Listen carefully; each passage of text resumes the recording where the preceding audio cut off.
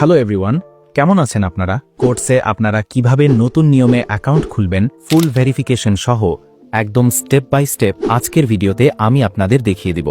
Account খোলার link আমাদের এই ভিডিওর ডেসক্রিপশন বক্সে পেয়ে যাবেন অথবা আমাদের চ্যানেলের যে কোনো ভিডিওর ডেসক্রিপশন বক্সে পেয়ে যাবেন, সেখানে ক্লিক করবেন। আপনারা যদি আমাদের দেওয়া লিংকে ক্লিক করে অ্যাকাউন্ট খুলেন তাহলে বিশেষ সুবিধা পাবেন। আপনার অ্যাকাউন্টে কোনো প্রকার সমস্যা হলে যদি আপনি কোনো ধরনের চেক না করে থাকেন তাহলে আমরা আপনাকে পার্সোনালি সহায়তা করব। নিচে আমাদের টেলিগ্রাম অ্যাকাউন্ট দেওয়া থাকবে, সেখানে যোগাযোগ করলে সহজেই আমাদের থেকে হেল্প নিতে পারবেন। ক্লিক করার পর আপনাদেরকে লগইন পেজে নিয়ে আসবে। এখন শুরুতে অ্যাকাউন্ট খোলার জন্য রেজিস্ট্রেশন অপশন রয়েছে, এখানে ক্লিক করবেন। কান্ট্রি এই অপশনটিতে ক্লিক করে আপনারা নিজেদের দেশ সিলেক্ট করে নিচ্ছে। কারেন্সি ইউএসডি রাখতে পারেন। ইমেল অপশনে যেই ইমেল দিয়ে অ্যাকাউন্ট খুলতে চান সেটা বসিয়ে দিবেন। পাসওয়ার্ডের জায়গায় 8 বা 9 সংখ্যার একটি স্ট্রং পাসওয়ার্ড বসিয়ে দিবেন। নিচে দুটি টিকমার্ক অপশন রয়েছে, এখানে ক্লিক করে টিকমার্ক দিয়ে দিবেন। তারপর রেজিস্ট্রেশন অপশনে ক্লিক করুন। অ্যাকাউন্ট খোলা সম্পূর্ণ হয়ে গেলে আপনাকে অ্যাকাউন্ট ভেরিফাই করতে হবে। প্রোফাইল অপশনে যান এবং দেখুন আপনার অ্যাকাউন্ট এখনো ভেরিফাই হয়নি। ভেরিফাইয়ের আগে ইমেল ভেরিফাই করতে হবে, তাই এই অপশনে ক্লিক করুন। আপনার ইমেলে একটি মেল পাঠানো হবে।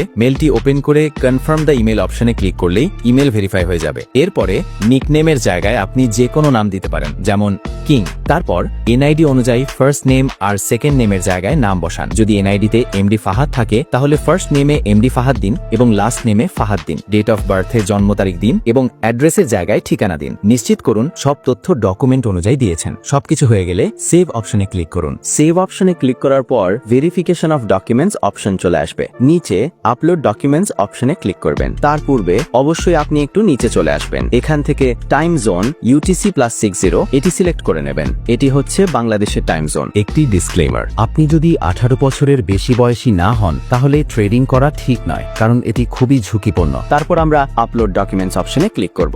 এই অপশনে আমাদের আইডেন্টিটি ভেরিফিকেশন করতে হবে। এই জন্য আমরা এই অপশনে ক্লিক করে টিকমার্ক দিয়ে তারপর কন্টিনিউ অপশনে ক্লিক করব।